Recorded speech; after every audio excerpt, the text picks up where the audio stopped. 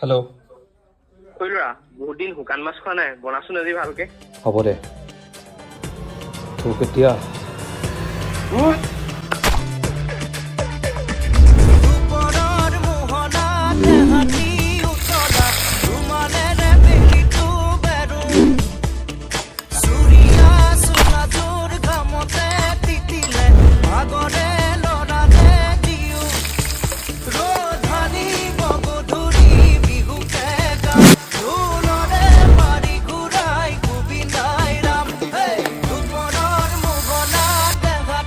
কৰিছা মান ধুনীয়া